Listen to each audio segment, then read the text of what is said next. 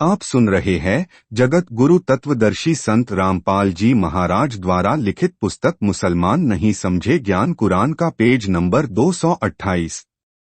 कैदियों से कहा कि तुम सब खड़े होकर आंखें बंद करो, कुछ देर अल्लाह का चिंतन करो। उसके पश्चात चक्की चलाएंगे, चक्की आसानी से चलेंगी। सब बंदी खड़े होकर अल्लाह का चिंतन आंखें बंद करके करने लगे। परमेश्वर ने एक चक्की को डंडा सोटी लगाया, सर्व चक्कियां चलने लगी। परमात्मा कबीर जी ने कहा कि आंखें खोलो। सबने आंखें खोली तो अपने को बलख नगर से दूर जेल से बाहर जंगल में खड़े पाया। परमेश्वर ने कहा कि फिर से इस सुल्तान के राज्य की सीमा में मत आना। उसके पश्चात राजा ने साधु संतों को कैद में डालना बंद कर दिया था, परंतु डर के मारे कोई भी साधु महात्मा उसके राज्य में नहीं आते थे। कबीर परमेश्वर जी भी यही चाहते थे कि ये नकली गुरु यहां न आए, कहीं राजा को भ्रमित करके मेरे से दूर न कर दें। इसलिए उनको इस विधि से दूर रखना था। कुछ समय उपरांत राजा सामान्य हो गया और ऐसो आराम में खो गया। लीला नंबर 3 परमात्मा कबीर जी अपने गुण अनुसार फिर एक लीला करने आए। एक यात्री मुसाफिर का रूप बनाकर काख में कपड़ों की पोटली ग्रामीण वेशभूषा में शाम के समय सुल्तान के निवास में आए। सुल्तान घर के द्वार पर आंगन में कुर्सी पर बैठा था। राजा ने पूछा कि आप यहाँ किस लिए आए हो? परमात्मा कबीर जी ने कहा कि मैं एक यात्री हूँ, रात्रि में आपकी धर्मशाला सराय में रुकना है। एक रात का भाड़ा किराया बता कितना लेगा? सुल्तान अब्राहिम अधम हंसा और कहा कि हे भोले मुसाफिर, यह सराय नहीं है, यह तो मेरा महल है। मैं नगरी का राजा हूं। परमात्मा बंदी छोड़ दया के सागर ने प्रश्न किया, आपसे पहले इस महल में कौन रहता था? सुल्तान अब्राहिम अधम ने उत्तर दिया कि मेरे बाप दादा आदि रहते थे। प्रश्न प्रभु का, वे कहाँ हैं? मैं उन्हें देखना चाहता हूं। उत्तर सुल्तान का है, वे तो अल्लाह को प्यारे हुए। परमात्मा ने प्रश्न किया कि आप कितने दिन इस महल में रहोगे? उत्तर के स्थान पर सुल्तान ने चिंतन किया और कहा कि मुझे भी मरना है। परमेश्वर ने कहा कि हे भोले प्राणी, यह सराय धर्मशाला नहीं तो क्या है? तेरे बाप दादा पड़ पीढ़ी वे बसे इसी सराय में गीदी। ऐसे ही तू चल जाई, ताते हम महल सराय बताई। अब तू तख्त बैठकर भूली, तेरा मन चढ़ने को सूली। इतना कहकर परमात्मा गुप्त हो गए। सुल्तानी को मूर्छा आ गई। बहुत देर में होश में आया। अन्य मौलवी बुलाया। उसने बाईं बाजू पर ताबीज बांधकर झाड़ फूक की, कहा कि अब कुछ नहीं होगा। चला गया। लीला नंबर 4 कुछ दिन बाद राजा सामान्य होकर फिर मौजमस्ती करने लगा। दिन के समय राजा अब्राहिम अपने नौलखा, जिसमें 9 लाख फलदार पेड़ भिन्न भिन्न प्रकार के लगाए जाते थे, उसको नौलखा बाग कहते थे, बाग में सोया करता था। लीला नंबर 4 कुछ दिन बाद राजा सामान्य होकर फिर मौजमस्ती करने लगा। दिन के समय राजा अब्राहिम अपने नौलखा, जिसमें 9 लाख फलदार पेड़ भिन्न भिन्न प्रकार के लगाए जाते थे, उसको नौलखा बाग कहते थे, बाग में सोया करता था। उसके बिस्तर को आप सुन रहे हैं जगत गुरु तत्वदर्शी संत रामपाल जी महाराज द्वारा लिखित पुस्तक मुसलमान नहीं समझे ज्ञान कुरान का पेज नंबर 229। नौकरानियां बिछाया करती थी, फूलों के गुलदस्ते चारों ओर रखा करती थी। नौकरानियों की पोशाक रानियों से भिन्न होती थी। सब बांदियों की पोशाक एक जैसी होती थी। दीनदयाल कबीर जी ने उस अपनी प्यारी आत्मा सम्मन के जीव को कालजाल से निकालने के लिए क्या क्या उपाय करने पड़े थे। एक दिन परमेश्वर कबीर जी ने नौकरानी का वेश बनाया, स्त्री रूप धारण किया, बाग में राजा का बिस्तर सेज बिछाया, फूलों के गुलदस्ते अत्यंत सुंदर तरीके से लगाए और स्वयं उस सेज पर लेट गए। राजा अब्राहिम आया तो देखा एक बांदी खवासी मेरी सेज पर सो रही है। इसको मेरा जरा सा भी भय नहीं है। सुल्तान ने उसी समय कोड़ा उठाकर लेटे हुए परमेश्वर की कमर पर 3 बार मारा। 3 निशान कमर पर बन गए, खाल उतर गई। बांदी वेश में परमेश्वर ने पलंग से नीचे उतरकर एक बार रोने का अभिनय किया और फिर जोर जोर से हंसने लगे। दासी को इतनी चोट लगने के पश्चात भी हंसते देखकर अब्राहिम आश्चर्य में पड़ गया। वह विचार कर रहा था कि बांदी को तो बेहोश हो जाना चाहिए था या मर जाना चाहिए था। राजा ने दासी वेश धारी परमात्मा का हाथ पकड़ा और पूछा कि लौंडी हंस किस लिए रही है। परमात्मा ने कहा कि मैं इस बिस्तर पर 1 घड़ी 24 मिनट लेटी हूं, विश्राम किया है। 1 घड़ी के विश्राम का दंड मुझे 3 कोड़े मिला है। मेरे शरीर का चाम भी उतर गया है। मैं इसलिए हंस रही हूं कि जो इस गंदी सेज पर दिन रात सोता है उसका क्या हाल होगा। मुझे तेरे ऊपर तरस आ रहा है भोले प्राणी। मैं 1 घड़ी सेज पर सोई ताते मेरा यह हाल हुई। जो सोवै दिवस और राता उनका क्या हाल विधाता। गैब भये ख्वासा सुल्तानी भये उदासा। यह कौन छलावा भाई, या का भेद समझ ना आई। यह दृश्य देखकर सुल्तान अधम अचेत हो गया। उठा तब सोचा कि यह क्या हो रहा है, मैं समझ नहीं पा रहा हूं। लीला नंबर 5। कुछ समय के पश्चात मंत्रियों रानियों ने कहा कि राजा को शिकार करने ले जाओ, कई दिनों तक जंगल में रहो, इनके मन की चिंता कम हो जाएगी। ऐसा ही किया गया। पहले दिन ही दोपहर तक कोई जानवर नहीं मिला। राजा को यह सब अच्छा नहीं लगा। जंगल में तो मृगों के झुंड चलते हैं, आज एक हिरण भी नहीं आया है। अचानक एक हिरण दिखाई दिया। राजा ने कहा कि यह हिरण बचकर नहीं जाना चाहिए। जिसके पास से निकल गया उसकी खैर नहीं। देखते देखते हिरण राजा के घोड़े के नीचे से निकलकर जंगल की ओर दौड़ लिया। राजा ने शर्म के मारे घोड़ा पीछे पीछे दौड़ाया। दूर जाकर हिरण जंगल में छिप गया। राजा तथा घोड़े को बहुत प्यास लगी थी, जान जाने वाली थी।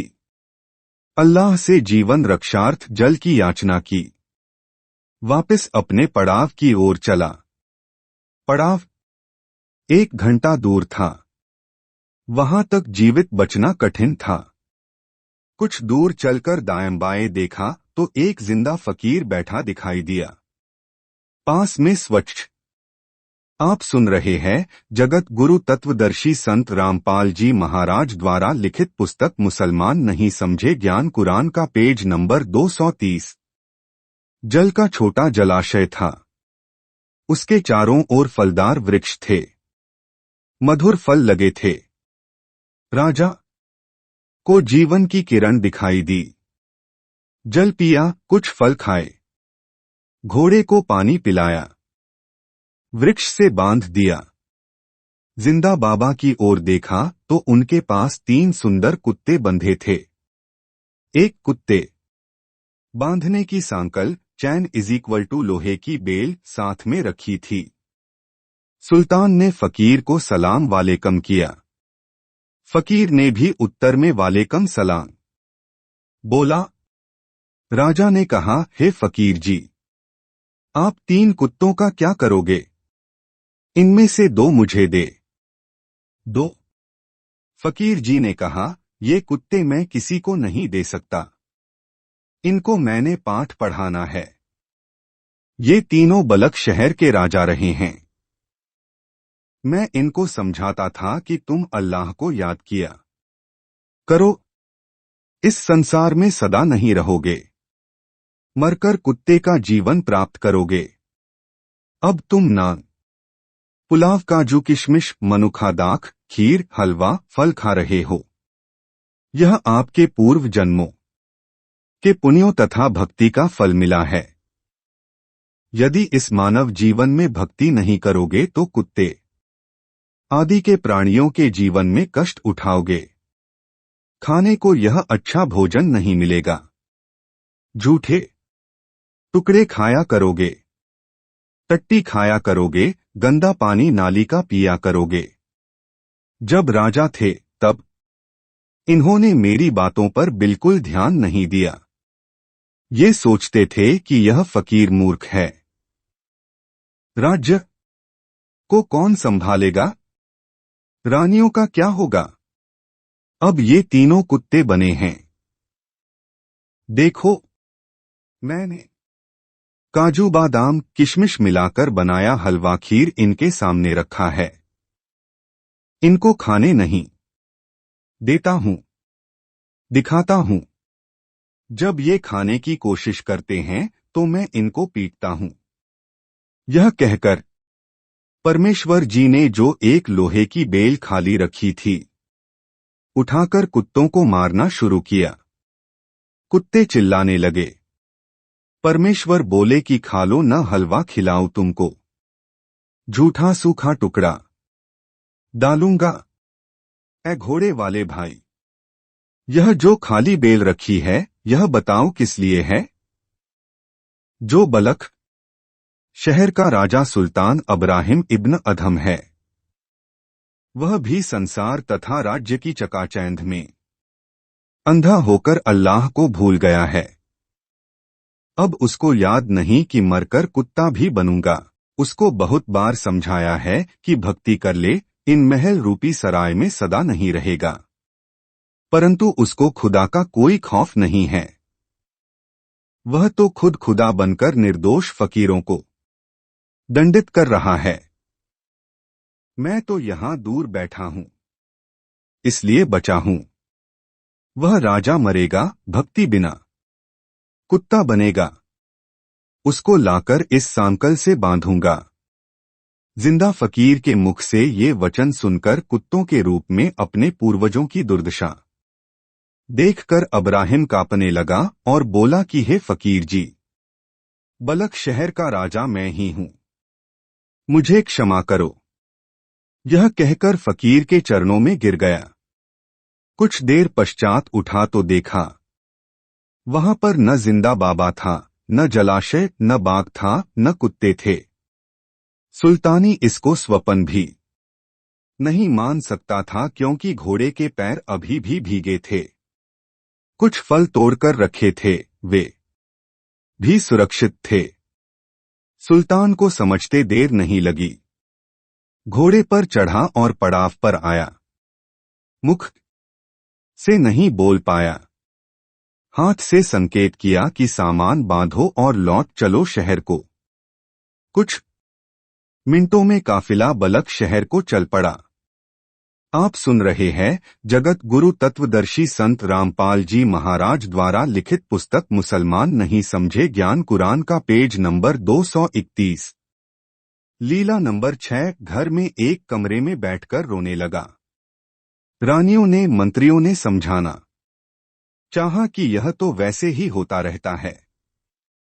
मुख्य रानियां कह रही थी कि ऐसी बात तो स्त्रियों के साथ होती हैं, आप तो मर्द हैं, हिम्मत रखो, आप तो प्रजा के पालक हो।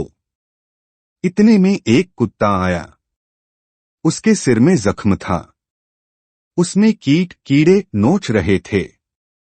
कुत्ता बोला, हे सुल्तान अब्राहिम, मैं भी राजा था। जितने प्राणी शिकार में मारे तथा एक राजा के साथ युद्ध में सैनिक मारे, वे आज अपना बदला ले रहे हैं। मेरे सिर में कीड़े बनकर मुझे नोच रहे हैं। मैं कुछ करने योग्य नहीं हूं। यही दशा तेरी होगी। अपना भविष्य देख लो। तेरे पीछे पीछे खुदा भटक रहा है। तू परिवार राज्य मोह में अपना जीवन नष्ट कर रहा है। यह लीला भी स्वयं परमेश्वर कबीर जी ने की थी। यह अंतिम झटका था अब्राहिम को दलदल से निकालने का। उसी रात्रि में मुख पर काली स्याही लेपकर एक अल्फी के स्थान पर एक शाल लपेटा, फिर एक तकिया, एक लोटा, एक पतला गद्दा यानी बिछौना लेकर घर से कमद के रास्ते पीछे से उतरकर चल पड़ा। कमद एक मोटा रस्सा जिसको 2-2 फुट पर गांठें लगा रखी होती थी, जिसके द्वारा छत से आपत्ति के समय उतरते थे। लीला नंबर 7। रास्ते में एक मालिन बाग के बाहर बेर बेच रही थी। सुल्तान को भूख लगी थी। सारी रात पैदल चला था। मालन से बेरों का भाव पूछा तो मालिन ने बताया कि एक आने के सेर 1 रुपए में 16 आने होते थे। एक सेर यानी 1 किलोग्राम राजा के पास आना नहीं था। उसने जो जूती पहन रखी थी, उन दोनों की कीमत उस समय 2 लाख रुपए थी। उनके ऊपर हीरे पन्ने जड़े थे। राजा ने कहा कि मेरे पास 1 आना या रुपया नहीं है। ये जूती हैं, इनकी कीमत 2.5 लाख रुपए है। ये दोनों ले लो, मुझे भूख लगी है। 1 सेर बेर तोल दो।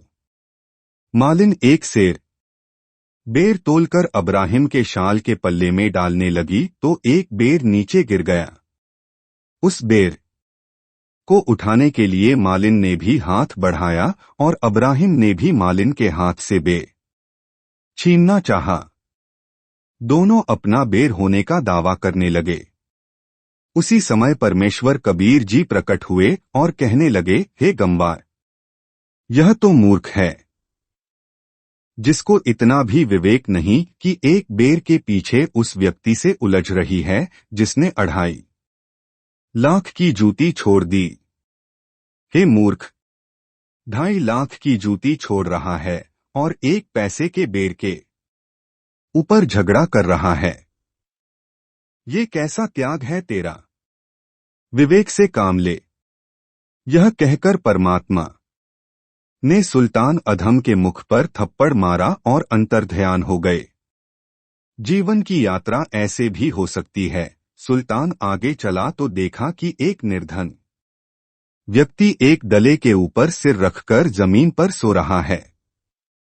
उसी समय तकिया तथा बिछौना फेंक दिया। आगे देखा कि एक व्यक्ति नदी से हाथों से जल पी रहा था।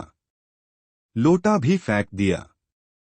आप सुन रहे हैं जगत गुरु तत्वदर्शी संत रामपाल जी महाराज द्वारा लिखित पुस्तक मुसलमान नहीं समझे ज्ञान कुरान का पेज नंबर 232। काल की भूल भुलैया में फंसे व्यक्ति को समझाना। रास्ते में वर्षा होने लगी। शीतल वायु बहने लगी। अब्राहिम ने एक झोंपड़ी देखी जो एक किसान की थी। उसके पास 2 बीघा जमीन बिना सिंचाई की थी। एक बूढ़ी गाय जो 4-5 बार प्रसव कर चुकी थी। एक काणी स्त्री थी। शीतल वायु के कारण उत्पन्न ठंड से बचने के लिए अब्राहिम अधम सुल्तान उस झोंपड़ी के पीछे लेट गया। रात्रि में दोनों पति पत्नी बातें कर रहे थे कि वर्षा अच्छी हो गई है। गाय का चारा पर्याप्त हो जाएगा। अपने खाने के लिए भी अच्छी फसल पकेगी। अपने ऐसे ठाठ हो जाएंगे, ऐसे तो बलख बुखारे के बादशाह के भी नहीं हैं।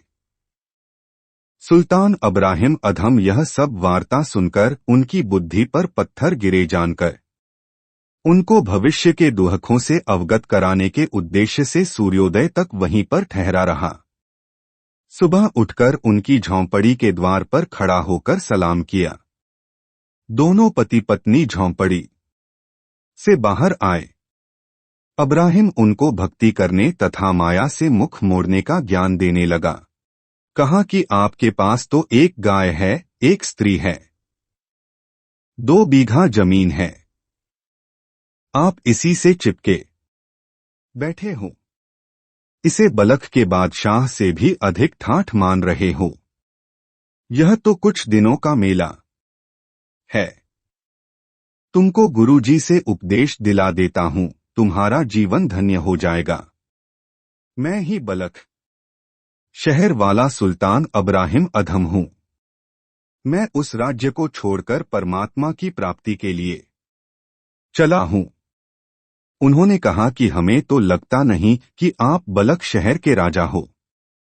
यदि ऐसा है तो तेरे जैसा मूर्ख व्यक्ति इस पृथ्वी पर नहीं है। आपकी शिक्षा की हमें आवश्यकता नहीं है। सुल्तान ने कहा कि गरीब, रांडी, स्त्री, ढांडी, गाय ना तजें, ये नर कहिए का। बलख बुखारा त्याग दिया थी कोई पिछली ला। इसके पश्चात अब्राहिम अधम पृथ्वी का सुल्तान तो नहीं रहा, परंतु भक्ति का सुल्तान बन गया। भक्तराज बन गया। इसलिए उसको सुल्तान या प्यार में सुल्तानी नाम से प्रसिद्धि मिली। आगे की कथा में इसको केवल सुल्तान नाम से ही लिखा खा जाएगा। जैसे धर्मदास जी को धनी धर्मदास कहा जाने लगा था, वे भक्ति के धनी थे। वैसे सांसारिक धन की भी कोई कमी नहीं थी। सुल्तान को परमेश्वर मिले और प्रथम मंत्र दिया और कहा कि बाद में तेरे को सतनाम फिर सार शब्द दूंगा। कबीर सागर के अध्याय सुल्तान बोध में पृष्ठ 62 पर प्रमाण है। प्रथम पान प्रवाना ले, पीछे सार शब्द तोई देई। तब सतगुरु ने अलख लखाया, करी परतीत परम पद पाया। सहज चौका कर दीन्हा पाना ना, काल का बंधन तोड़ बगाना। विचार करें, उस समय अब्राहिम के पास न तो आरती चौका करने को धन था, न अन्य सुविधा थी। यह वास्तविक कबीर जी की दीक्षा की विधि है। जो आरती चौका, उसमें लाखों या हजारों का सामान, नारियल आदि का कोई प्रावधान नहीं है। वह तो बाद में कोई पाठ। आप सुन रहे हैं जगत गुरु तत्वदर्शी संत रामपाल जी महाराज द्वारा लिखित पुस्तक मुसलमान नहीं समझे ज्ञान कुरान का पेज नंबर 233।